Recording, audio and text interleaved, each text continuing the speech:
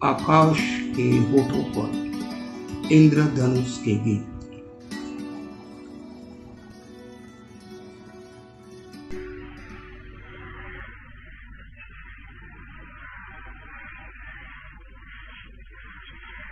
एक मित्र ने पूछा है कि अर्जुन और कृष्ण के बीच घटी घटना अत्यंत वैयक्तिक थी। संजय आधा अर्जुन था, उसे दिव्य चक्षु उपलब्ध नहीं थे। फिर संजय अधूरेपन से पूर्ण को कैसे निहार पाया, अंश से विराट के दर्शन और वर्णन कैसे कर पाया। संजय का वर्णन क्यों न क्षेपक और कल्पना मानी जाए। इस संबंध में कुछ बातें समझ लेनी अत्यंत उपयोगी है। पहली बात तो यह है कि अंश से पूर्ण को पकड़ा नहीं जा सकता, लेकिन छुआ जा सकता है। अंश से पूर्ण को पकड़ा नहीं जा सकता, स्पर्श किया जा सकता है। मेरा हाथ मेरे पूरे शरीर को नहीं पकड़ सकता, क्योंकि हाथ शरीर का एक अंश है, लेकिन मेरे शरीर को स्पर्श कर सकता है। पूरे को ना भी स्पर्श करे तो भी स्पर्श कर सकता है। हम इन छोटी छोटी आंखों से विराट को न पकड़ पाए, लेकिन इन छोटी आंखों से जिसे भी हम पकड़ते हैं वो भी विराट का ही हिस्सा है। मेरे हाथ बहुत छोटे होंगे, पूरे आकाश को नहीं भर पाऊंगा अपनी बाहुओं में, लेकिन जिसे भी भर पाऊंगा वो भी आकाश ही है। संजय अधूरा है, इसलिए प्रश्न बिल्कुल स्वाभाविक है कि वो अधूरी चेतना का व्यक्ति कृष्ण और अर्जुन के बीच घटी उस महिमापूर्ण घटना को कैसे देख पाया। अधूरा कैसे पूरे को देख पाएगा? देख पाएगा, पूरा नहीं देख पाएगा। संजय भी पूरा नहीं देख पा सकता है। आध्यात्मिक अनुभव जब भी घटित होते हैं तो उनकी पूरी खबर हम तक नहीं आती और न ही आ सकती। इसे हम थोड़ा यूं समझें, बुद्ध को अनुभव हुआ, बुद्ध स्वयं उस अनुभव को कहते हैं, लेकिन साथ ये भी कहते हैं कि जो मैं कह रहा हूं वो उतना नहीं है जितना मैंने जाना। जो मैंने जाना वो कहते ही आधा हो गया है, क्योंकि शब्द सीमित है और जो जाना था वो असीम था। उस असीम को शब्द में रखते ही वो आधा हो गया। फिर बुद्ध जितना जाने उससे आधा कह पाते हैं, लेकिन जब हम सुनते हैं उसे तो हम उतना भी नहीं सुन पाते जितना बुद्ध कहते हैं, क्योंकि सुनने वाले के पास और भी छोटी बुद्धि है, और भी अंधेरे में डूबा हुआ मन है, और भी अविकसित चेतना है। तो बुद्ध जब हमसे बोलते हैं तो जो हम समझ पाते हैं वो उसका भी आधा हो तो बड़े सौभाग्यशाली हैं हम, जितना वो कहते हैं।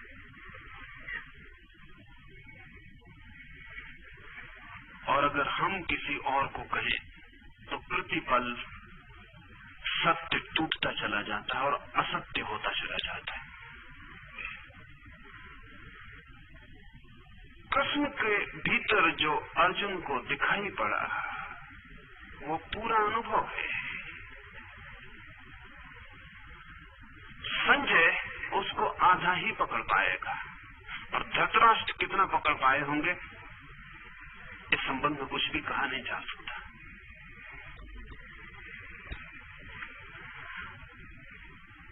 तो पहली तो बात ये ख्याल रख लें कि अधूरा आदमी भी आंखें उठा सकता है उस दिशा में।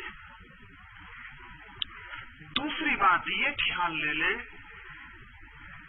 कि अधूरा आदमी किनारे पर खड़ा हुआ है, आधा इस तरफ आधा उस तरफ। उसके दो मुंह हैं, एक तरफ वो अंधे धृतराष्ट्र की तरफ देख रहा है, दूसरी तरफ वहां महाप्रकाश की जो घटना घटी है अर्जुन की आंखों का खुल जाना जो हुआ है उस तरफ।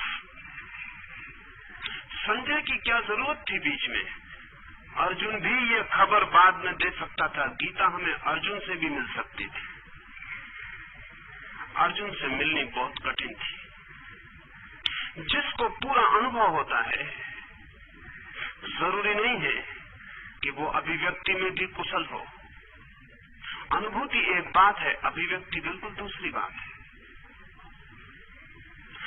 अर्जुन के पास अभिव्यक्ति नहीं थी। अर्जुन को अनुभव तो हुआ, लेकिन वो कह नहीं सकता था। ये हो सकता है कि आप सुबह का सूरज उगते हुए देखें, लेकिन आप चित्र न बना पाए, क्योंकि चित्र बनाना और बात है। और ये भी हो सकता है कि उस चित्रकार ने जिसने सुबह का सूरज उगते न देखा हो, उसको आप जाके सिर्फ बताएं कि क्या देखा है, वो चित्र आपसे बेहतर बना सके। अर्जुन कहने में असमर्थ था, इसलिए गीता में संजय को लाना अनिवार्य हो गया। बिना संजय के गीता बिना कहीं रह जाती। कृष्ण ने उसे अर्जुन से कह दिया था, लेकिन अर्जुन उसे हम तक नहीं पहुंचा सकता था। अर्जुन के पास अभिव्यक्ति की कोई क्षमता नहीं है। इसलिए बहुत बार ऐसा हुआ है कि जिन्होंने जाना है वो जान के चुप ही रह गए हैं, क्योंकि कहने की उनके पास कोई व्यवस्था न थी। और कई बार ऐसा भी हुआ है कि जिन्होंने नहीं जाना है, उन्होंने भी बहुत बातें हमें समझा दी हैं, उनसे सुनकर जिन्होंने जाना था या उनके पास रह के जिन्होंने जाना था। अभी इस सदी में ऐसी घटना घटी।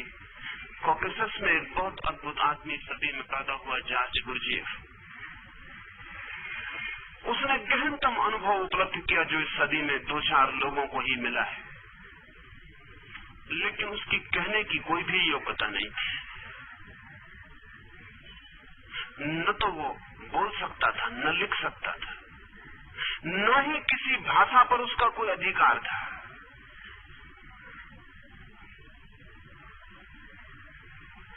गुरजीएफ की बात ऐसे ही खो जाती, और उसे एक बहुत प्रतिभाशाली व्यक्ति पीडी ऑस्पेंस्की मिल गया।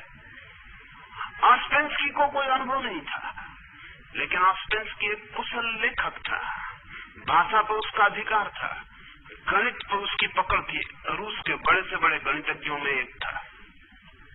इसलिए किसी भी चीज को तर्क से जांच के, परख के ठीक ठीक माप में प्रकट करने की उसकी प्रतिभा थी। ऑस्पेंस्की कह सका जो गुरजीएफ नहीं कह सका, और गुरजीएफ जानता था और ऑस्पेंस्की नहीं जानता था।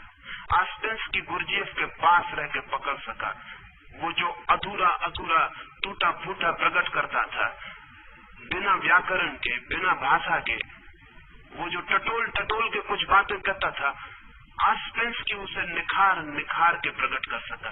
ऑस्पेंस्की ना हो तो गुरजीएफ की शिक्षा खो जाएगी। ये संजय के कारण कृष्ण ने जो अर्जुन को कहा था वो बच सका है। संजय अधूरा है, लेकिन बड़ा योग्य है।